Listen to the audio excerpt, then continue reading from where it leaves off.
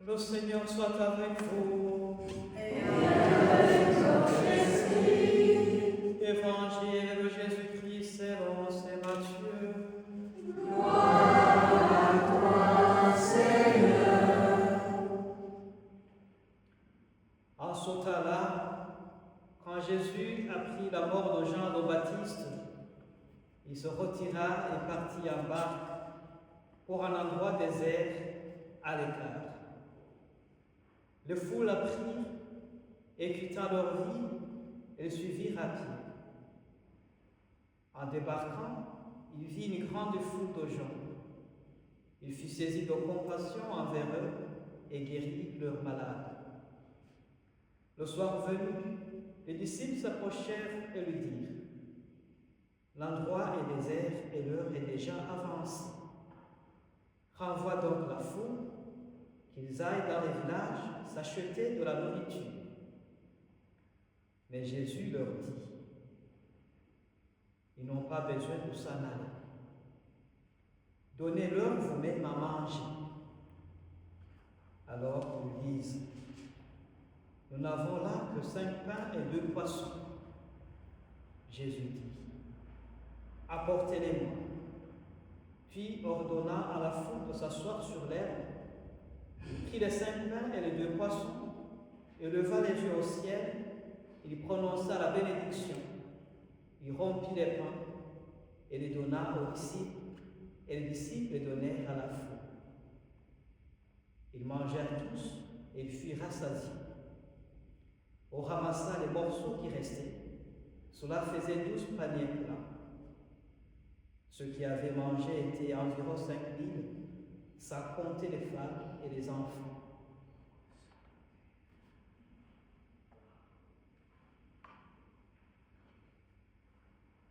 Acclamons la parole de Dieu. Louange à toi, Seigneur Jésus.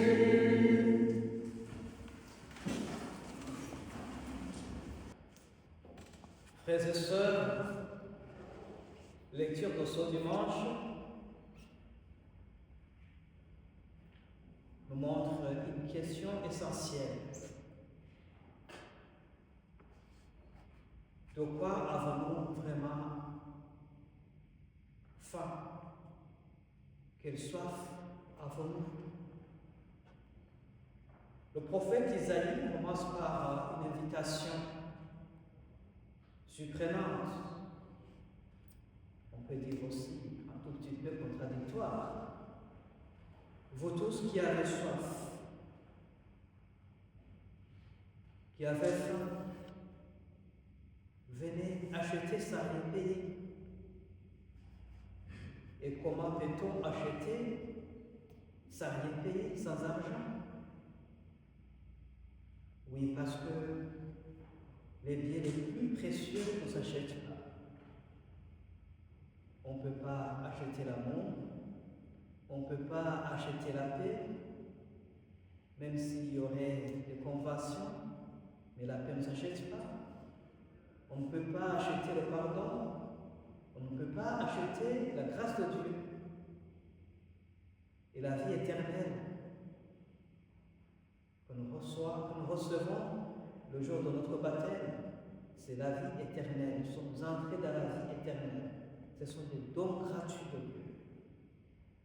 Notre monde nous apprend que tout a un prix. Et quand on voit quelqu'un qui vient pour demander une place de messe, il y a quelqu'un qui m'a dit combien je dois payer. Je dois te payer combien? Mais Dieu, lui, nous rappelle que l'essentiel est un cadeau. L'essentiel, c'est gratuit.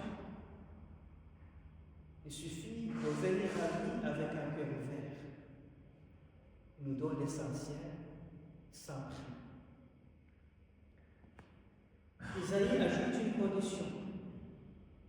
Oui, c'est sans prix, mais il faut écouter. Écoutez-moi et vous vivrez. La vraie vie n'est de l'écoute de Dieu. Et aujourd'hui, nous sommes entourés beaucoup de bruit, des informations, des opinions diverses, aussi sur les réseaux sociaux, des inquiétudes au quotidien. Et pourtant, combien de temps consacrons-nous à écouter Dieu? Qu'est-ce que Dieu dit à travers tous ces bruits du monde? Combien de temps consacrons-nous à écouter la parole de Dieu? Écoutez et vous vivrez. Celui qui écoute Dieu découvre un chemin de vie, même lorsque tout semble obscur.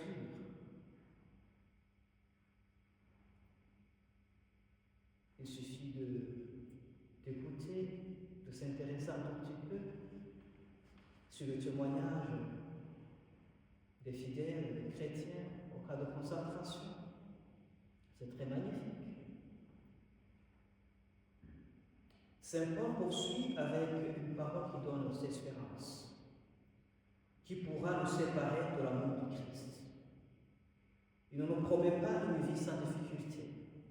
Il parle de la détresse, de la faim, du danger, de la persécution et même de la mort. Tout cela existe aussi encore aujourd'hui. Beaucoup vivent la guerre, l'exil, la maladie, la précarité ou la solitude. Pourtant, Paul affirme avec force que rien, absolument rien, ne peut nous séparer de l'amour de Dieu manifesté en Jésus-Christ. Et cela, c'est la certitude qui soutient notre foi. Parmi tant de difficultés, on peut ajouter aussi, on peut rallonger la liste. Mais à travers ces difficultés, une parole suit. Rien ne peut nous séparer de l'amour de Dieu manifesté en Jésus-Christ. Dire en Jésus-Christ, c'est dire sur la croix. Dans l'Évangile, Jésus vient d'apprendre la mort tragique de Jean-Baptiste. Et dans cette situation tragique, il cherche un lieu désert pour se recueillir, pour prier, aussi vivre son deuil. Jean le Baptiste était son cousin. Oui, c'est un chemin qui trace pour nous. Mais nous voyons les fruits qui le rejoignent. Au lieu de se refermer sur sa douleur, Jésus est saisi de compassion, nous dit l'Évangile. Son cœur souffrant devient encore un cœur ouvert aux autres. Parce que des souffrances, des blessures peuvent nous pousser nous-mêmes à rester dans notre coquille. On est malheureux, c'est tout, mais on n'est pas ouvert à la vie. Quelle leçon pour nous? C'est que nos blessures, oui, peuvent nous enfermer sur nous-mêmes, mais elles doivent aussi nous rendre plus attentifs à la souffrance des autres. Comme je souffre, c'est comme l'autre souffre. Comme je souffre, c'est comme l'autre souffre. Donc, si on peut partir de ses propres blessures, de ses propres souffrances, aussi pour comprendre les autres qui souffrent, c'est la voie que Jésus nous trace. Il fut saisi de compassion. Et Jésus, il dit à ses disciples, donnez-leur vous-même à manger. Et les disciples répondent, nous n'avons que 5 pains et 2 poissons. L'impossibilité. Les disciples voient leurs limites, mais Jésus voit leurs possibilités. Aujourd'hui encore, face à la pauvreté, aux personnes seules rejetées, au mouvement du moment aussi, un peu envahissant de migration, nous avons tendance à dire souvent, ce n'est pas notre problème, ce n'est pas mon problème à moi. Déjà, je ne me suffis pas à moi-même ou au mien. Nous n'avons pas assez.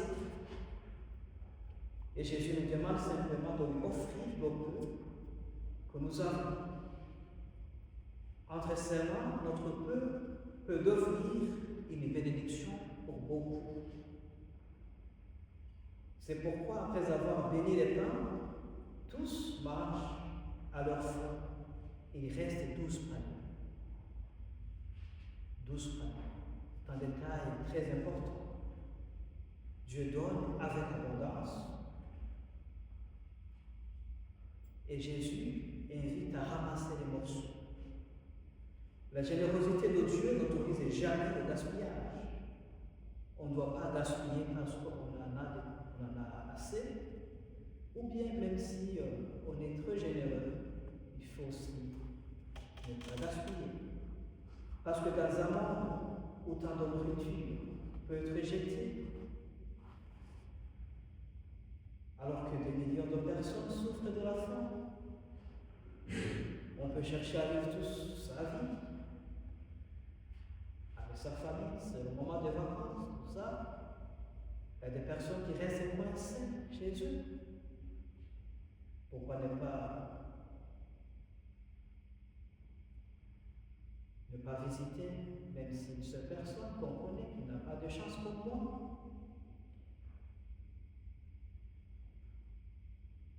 Enfin, cette multiplication de pain annonce déjà l'Eucharistie. Parce que c'est là où on recueille les forces nécessaires. Les gestes de Jésus sont les mêmes. Il prend, il bénit, il rend le pain et donne. À chaque messe, il y a le Christ qui continue de nourrir son peuple par sa parole et par son corps.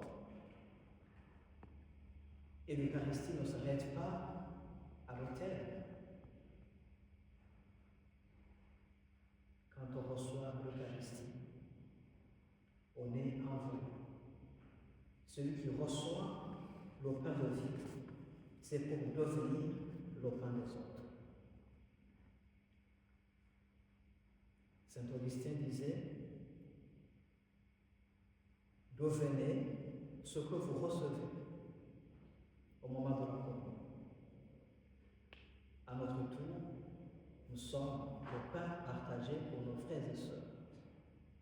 Demandons au Seigneur que dans cette Eucharistie, la grâce de croire en son amour, qui ne nous abandonne jamais malgré les difficultés.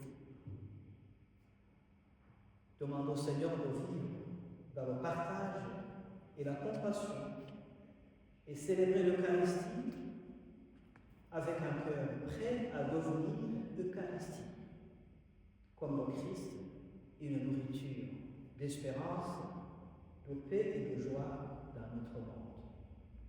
Amen.